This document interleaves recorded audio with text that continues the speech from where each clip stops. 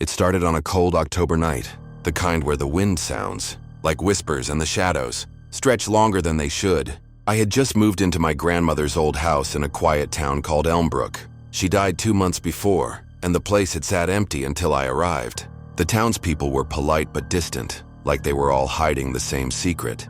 The house was creaky and smelled faintly of dust and dried flowers. As I unpacked boxes, I found an old chest in the attic. It was locked with a rusted iron clasp, but the key lay underneath it, almost like it wanted to be opened.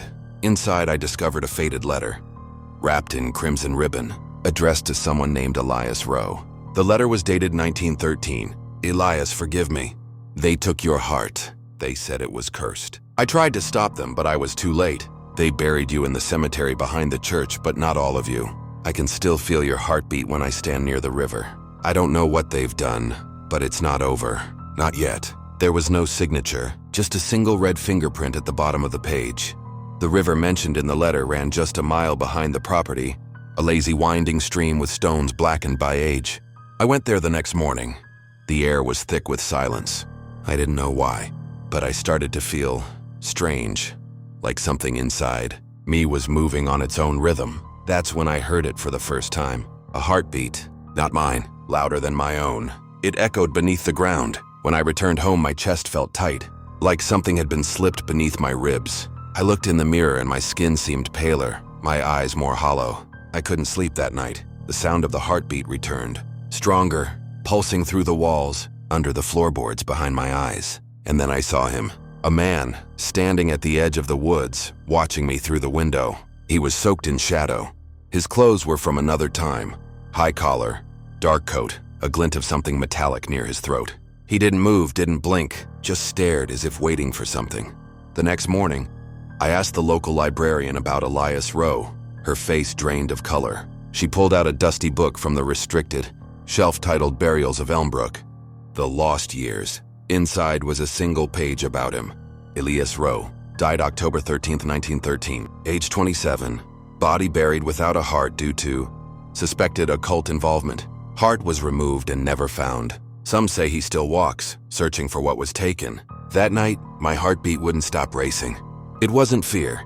It wasn't adrenaline. It was him. I could feel his presence every time it beat, a rhythm that didn't belong to me, a need that grew stronger. Now I wake up with bruises over my chest, shaped like fingers. He's getting closer. And the worst part? I don't want him to stop. That night, I locked every door and window, drew the curtains tight, and sat in the center of the living room with every light on. But it didn't help. The heartbeat was louder now, a deep thrumming bass inside my ribs, like it was trying to summon something or someone. At 3:13 a.m., the lights flickered out. The silence that followed was suffocating. Then I heard it, floorboards groaning upstairs. Slow, deliberate steps. Not like someone walking, but like someone remembering how to. I grabbed the fireplace poker and crept toward the stairs. Every step I took made the heartbeat stronger, faster. When I reached the top, the hallway was lit only by moonlight, pouring through the window at the end. The door to my bedroom was wide open, and he was standing inside. Elias. His eyes were the color of old ash, lifeless yet burning. He didn't speak.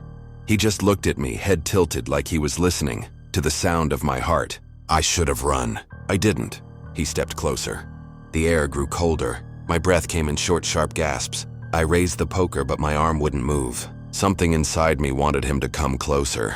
When he was only inches from me, he reached out and touched my chest. And I felt it, his heart inside me beating in perfect sync with mine. That's when I realized this wasn't possession. It was a transfer, emerging. His soul hadn't just latched onto me, it had made a home. The moment his fingers left my chest, he faded, like fog burning away in morning light. But the heartbeat stayed, and I could hear more now. Echoes, whispers, memories that weren't mine. A woman crying by candlelight, the sharp snap of a shovel breaking frozen soil. A scream in the dark. He was buried without a heart, and now mine wouldn't stop beating.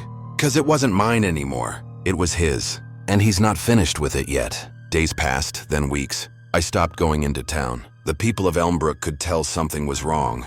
Their stares lingered longer, their smiles felt tighter. The librarian wouldn't meet my eyes anymore. The postman left mail at the gate instead of the door. I think they knew what was happening. Maybe they'd seen it before. The heartbeat never stopped. I learned to live with it, though it wasn't living, not really. I no longer dreamed. I stopped feeling hunger or warmth, but I remembered things that weren't mine. A woman's laughter, the scent of rosemary, the sharp sting of betrayal. One morning I returned to the river, the letter in my coat pocket. I stood where I first heard the heartbeat and read it aloud. The words fell heavy, like they'd waited over a century to be spoken again. I'm sorry, Elias, they took what was yours. They feared what they didn't understand. The wind stilled, the trees leaned in, and the water darkened. Then I saw him, clearer than ever. Elias stood just across the river, no longer a ghost, but whole. Pale, yes, but no longer shadow. His eyes held peace and something else, gratitude. He raised his hand. I did the same.